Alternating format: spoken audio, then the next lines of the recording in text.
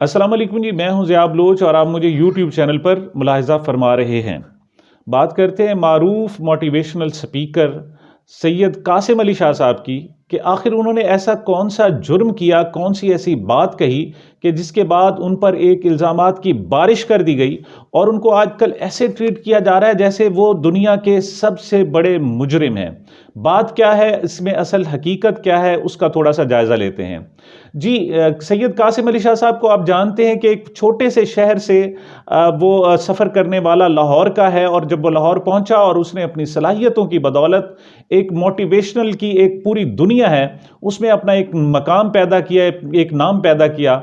बुनियादी तौर पर वो उस्ताद है और वो मुख्तलिफ जगहों पर पढ़ाता रहा है और आजकल चूंकि उनको फेम मिला है और उसके बाद उन्हें ख़ास तौर पर यूट्यूब के हवाले से और दीगर फोरम सोशल मीडिया के फॉर्म से उनको चूंकि पजीराई मिली, जिसके बाद मुख्तलिफ हकूमती हलकों ने उनको अपने पास बुलाना शुरू किया और मुख्तलिफ इंस्टीट्यूट में उन्होंने लेक्चर देना शुरू किए। जब साहब ज़ाहिर उनको फेम हुई तो साहब ज़ाहिर कुछ दौलत भी मिली और उसके बाद उन्होंने एक अपने स्कूल्स का एक नेटवर्क और एक चेन भी बना लिया है और वो एक इदारे के तौर पर आजकल वो काम कर रहे हैं। मुख्तलिफ सतहों पर उनका काम जारी है और आजकल जो उनका एक प्रोजेक्ट था वो प्रोजेक्ट था कि एक लीडरशिप की खसूसियात क्या होनी चाहिए थी। इस हवाले से ना सिर्फ उन्होंने लेक्चर्स दिए बल्कि उन्होंने बहुत सारे लीडर से बजाते खुद मुलाकात करने का भी फैसला किया। इस हवाले से वो मियाँ शहबाज शरीफ साहब से मुलाकात कर रहे हैं जो वज़ीर आज़म पाकिस्तान है। वो इसके अलावा जनाब गवर्नर पंजाब से मुलाकात कर चुके हैं और चौधरी परवेज़ इलाही साहब से मुलाकात कर चुके हैं जो वज़ीर आला पंजाब थे उस वक्त। तो मुख्तलिफ वो शख्सियात से मुलाकातें कर रहे थे। इसी हवाले से उन्होंने एक मुलाकात साबिक वज़ीर आज़म पाकिस्तान और तहरीक इंसाफ के कायद इमरान खान साहब से भी उनके रिहाइश का ज़मान पार्क में मुलाकात की। अच्छा, ज़मान पार्क में चूंकि आजकल वो वहाँ मुकीम है और जब से उन पर कातलाना हमला हुआ है तो वहाँ वो मुख्तलिफ मुलाकातें कर रहे हैं। तो ये मुलाकात भी सैयद कासिम अली शाह साहब की भी उनकी तय थी। अच्छा, इस मुलाकात में उन्होंने लीडरशिप के हवाले से मुख्तलिफ बातें की और उन्होंने कहा कि एक लीडर को कैसा होना चाहिए और इस हवाले से इमरान खान का एक विजन है।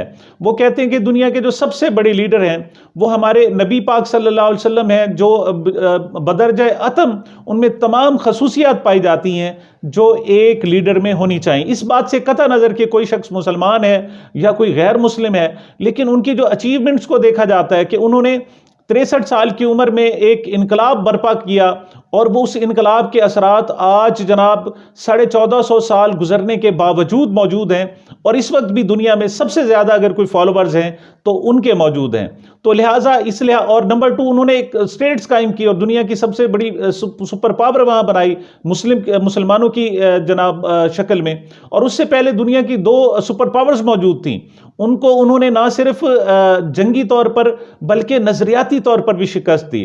तो इस लिहाज से वो दुनिया के सबसे बड़े लीडर हैं और उनको लीडर तस्लीम किया जाता है। सिर्फ मुसलमान ही तस्लीम नहीं करते बल्कि गैर मुस्लिम दुनिया में भी उनको यूनानिमसली जनाब दुनिया का सबसे बड़ा लीडर तस्लीम किया जाता है। यही वजह है कि दी 100 जो किताब है दुनिया के 100 बेहतरीन इंसानों के हवाले से और जनाब लीडर्स के हवाले से, उनमें जो सरफहरिस्त नाम है वो हज़रत मोहम्मद सल्लल्लाहु अलैहि वसल्लम का है। तो उन्होंने इमरान खान साहब ने जनाब उन्हें इस हवाले से जवाब दिया। तो इस इंटरव्यू के एंड में जो कासिम अली शाह साहब इमरान खान साहब का कर रहे थे, उन्होंने एक लाइटर मूड में कहा। उसने कहा जी कि आप ये बताएं कि आपके यहाँ मेयार क्या है, आप जो टिकट्स देते हैं, जो लीडर्स पैदा करते हैं, उनका मेयार क्या है। मेरे जैसा बंदा जिसकी फॉलोइंग्स है, लाखों करोड़ों लोग उसके फॉलोअर्स हैं और जो दुनिया के जो एक बुनियादी तौर पर एक उस्ताद है और मुख्तलिफ जनाब वो महकमों में, मुख्तलिफ इदारों में, फौज में, जुडिशरी में वो लेक्चर्स दे चुका है। तो आप ये बताएं कि आप मेरे जैसे बंदे को टिकट देना पसंद करेंगे। तो इमरान खान ने कहा जी बिल्कुल। उन्होंने कहा कि मैं तो 26 साल से जो मेरी तलाश है वो ऐसे लोगों की है कि जो बुनियादी तौर पर साफ सुथरे हों, जो इंटेलेक्चुअल्स हों, जिनमें सलाहियतें हों और सबसे बड़ी बात यह है कि उनमें करप्शन ना हो। तो वो कहते हैं जी मैं तो इस हवाले से इन लोगों को तलाश कर रहा हूं। तो इस हवाले से जनाब अगर देखा जाए तो उन्होंने एक लाइटर मूड में जनाब ये गुफ्तगू की थी और इसका कोई खास मकासद नहीं थे, लेकिन उनकी इस जनाब गुफ्तगू को एक निशाना बनाया गया और खासतौर पर उन्होंने कहा जी आप मुझे किस हल्के से देंगे। आप फर्ज करें जनाब लाहौर के हल्के से देते हैं तो उन्होंने कहा जी कि मियां असलम इकबाल के हलके से हूँ। आपको पता है मियां असलम इकबाल साहब इस वक्त सीनियर मिनिस्टर हैं और वो लाहौर में पीटीआई के अहम हैं। और उन्होंने कहा जी अच्छा साथ वाले हलके से, हाशिम डोगर वाले के हलके से जनाब मुझे टिकट दे दें। अच्छा, इस क्लिप को आप अगर देखें तो थोड़ी सी उसमें खुदनुमाई लाजमी मौजूद है और वो ऐसे लगता है कि जैसे जनाब वो थोड़ी सी अपने हवाले से एग्जेगरेशन भी कर रहे हैं। लेकिन सारी सूरत हाल का अगर मुलाहिजा करें तो उनमें कोई ऐसी खास बात नहीं कि जिसको हदफ तनकीद बनाया जा सके। अलबत्ता सिर्फ उसमें यही बात बच जाती है कि वो जनाब उन सियासी दुकानदारों की दुकानों पर हमला कर रहे हैं कि जो नहीं चाहते कि कोई और नए लोग आएँ। खैर, इस पर पॉलिटिकल जो मुज़ाहिमत होती सो होती, लेकिन इसकी सबसे बड़ी जो मुखालफत की है वो हारून रशीद साहब ने की है। हारून रशीद साहब को आप जानते हैं कि वो एक सीनियर सहाफ़ी हैं, बुजुर्ग सहाफ़ी हैं, वो बड़े अरसे से सहाफ़त कर रहे हैं और वो पीटीआई के इंतहाई करीब समझे जाते हैं। इमरान खान साहब के ख़ास तौर पर वो समझे जाते हैं कि जैसे वो इंतहाई करीब हैं और इमरान खान साहब उनकी बातें सुनते भी रहे हैं। अगरचे जब हुकूमत आई इमरान खान की तो वो उनसे सख्त नाराज़ थे। वो कह रहे थे जी अब तक मैं उनकी मेरी बातें वो सुनते रहे, लेकिन अब वो मेरी बातें सुनते भी नहीं है, अमल तो बहुत दूर की बात है। लेकिन बहरहाल उन्हें प्रो पीटीआई समझा जाता है। तो उन्होंने जनाब जो रिमार्क्स दिए वो इंतहाई बेहुदा थे जनाब। वो मैं समझ रहा हूँ, मतलब उन्होंने ये कहा जी कि ये शख्स सियासत में आएगा, जरूर आएगा। अच्छा, एक बात और भी मैं बता दूं कि बाद में जनाब सैयद कासिम अली शाह साहब ने क्लियर किया। उन्होंने कहा जी मेरा फिलहाल सियासत में आने का कोई इरादा नहीं है और मैं तो एक चूंकि लीडरशिप के हवाले से एक काम कर रहा हूं, मेरी मुलाकातें ये थी और मैं उनके बिहेवियर चेक करना चाहता था कि क्या जनाब वो मेरे जैसे बंदे को टिकट देने पर एग्री होते भी हैं भी या नहीं है। लेकिन उस दिन के बाद कि जिस दिन उसने सियासत में आने का जनाब ऐसे तज़किरा किया है, लोग उसके पीछे लठ लेकर जनाब पड़ गए। और मिसाल के तौर पर नौजवान सहाफ़ी उन्होंने उस पर डॉक्यूमेंट्रीज बना दी और उनको ऐसे पोर्ट्रेट किया कि ये दुनिया का इंतहाई नाकारा शख्स है, ये तो वो शख्स है जो सिर्फ लफाजी करता रहता है, जो सिर्फ बोलता रहता है जनाब। हालांकि सैयद कासिम अली शाह साहब वो बंदा है जो सोच देता है, जो फिक्र देता है। और दुनिया में सबसे बड़ा जुर्म जो है वो वाकई ये सोच और फिक्र देना है कि जो शख्स सोचते हैं और दूसरों को सोचने की दावत देते हैं, वो सबसे साफ ज़ाहिर इस जो सिस्टम है और ये इस्तेहसालाना निज़ाम है और जालमाना निज़ाम है, उसके खिलाफ जो कारगर साबित हो सकते हैं, मौसर साबित हो सकते हैं, वो सोचने वाले ही साबित हो सकते हैं। तो मैं हैरान हूं कि बाकी तो चलो जो लोग मुखालफत करते सो करते, आखिर इन्हें क्या मजबूरी पड़ी थी हारून रशीद साहब की कि वो नए आने वालों का रास्ता रोकें। ये उनको किसी तौर पर जेब नहीं देता। हालांकि उनका अपना रवैया क्या रहा है, मैं उनके अपने रवैये के हवाले से बात करूं तो जनाब 28 मार्च 1999 को उनका एक कॉलम मौजूद है जनाब। अब वो आप कॉलम पढ़ें तो उसमें आपको ऐसे लगेगा कि नवाज शरीफ साहब बहुत बड़े फरिश्ता सफ्त हैं और उन जैसे जनाब लीडर तो दुनिया में जनाब पाकिस्तान में तो कम से कम पैदा नहीं हो रहा। और वो खैर उसको आप छोड़ दें, कोई बात नहीं जनाब, कि उस वक्त साहब पीपल्स पार्टी के मुकाबले में नवाज शरीफ वाहिद लीडर थे जो उस एक आवाज़ बुलंद किया करते थे। उसको छोड़ दें और उसकी वजाहत भी हम नहीं करते। लेकिन आप हैरान रहेंगे कि इन्हीं हारून रशीद साहब ने 22 अप्रैल 2022 को एक कॉलम छपता है और वह है सज्जाद अजहर साहब का। एक वेबसाइट है इंडिपेंडेंट उर्दू, उसमें उन्होंने वो कॉलम लिखा और उस कॉलम का जो उन्वान था वो उन्वान था जनाब कि रावलपिंडी का नाबीना ठग जिसने अंग्रेज़ों का सर चकरा दिया। इस उन्वान से वो जनाब एक कॉलम लिखते हैं।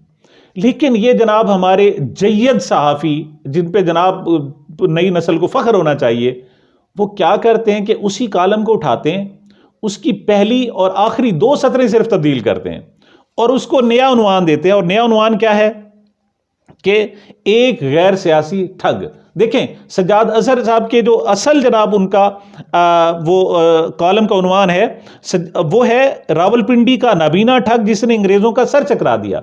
और जो हारून रशीद साहब जिसका जो उन्वान दे रहे हैं वो है एक गैर सियासी ठग। और पहली और आखिरी सतर तब्दील करके 92 न्यूज़ में, अखबार में जनाब वो अपने नाम से छपवा देते हैं।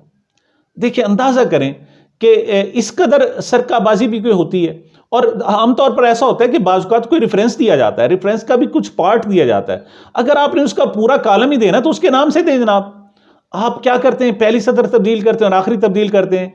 और उस पर जनाब असद अली तूर ने कहा, उन्होंने लिखा, ट्वीट किया, उसने कहा जी कुछ शर्म होती है, कोई हया होती है। मतलब आप ऐसा कर रहे हैं और आपको उस पर शर्मिंदगी तक नहीं है।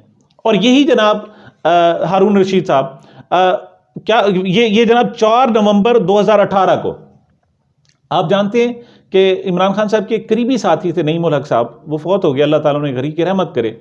उनके हवाले से एक ट्वीट किया, उन्होंने कहा जी ये तो बड़ा करप्ट शख्स है। हालांकि उस शख्स ने जो सर्व किया है पार्टी को और पार्टी चेयरमैन को, शायद ही किसी ने किया हो।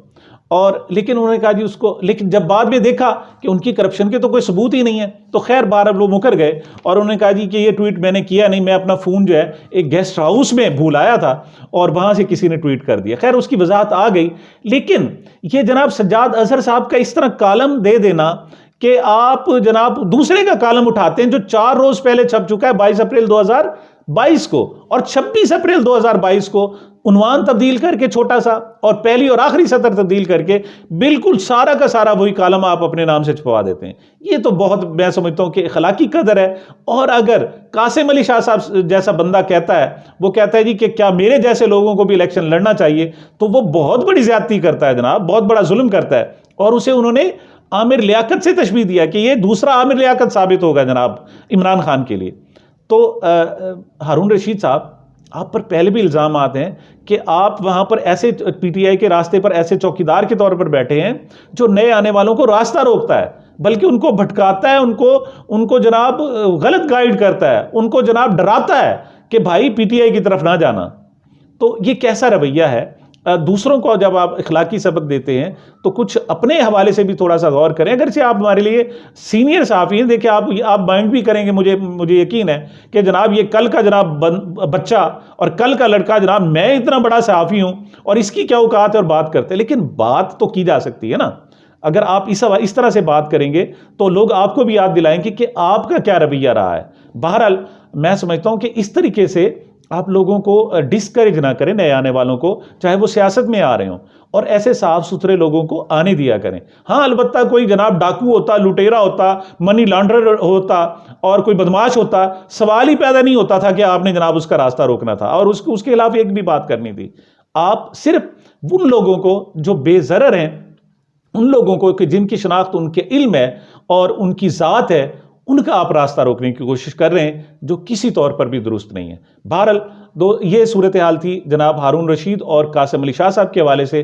तो सामीन और नाजरीन, अब मुझे मेरे इस चैनल को अपनी मोहब्बतों में, अपनी दुआओं में याद रखिएगा।